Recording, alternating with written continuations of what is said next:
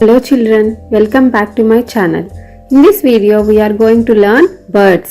A bird is an animal with wings, feathers and two legs. There are various types of birds found in nature. The size of the birds varies from small to big. Birds have two legs, two wings, two eyes and a beak. Their wings are covered with feathers. Birds lay eggs in their nest. There are some birds that live in the water like goose, penguins, etc. They eat insects, fish, rice, etc. Let us see some birds. This is eagle,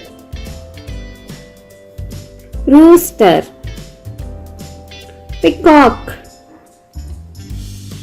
crow, parrot, pigeon, owl, swan, bat, ostrich, woodpecker, dove,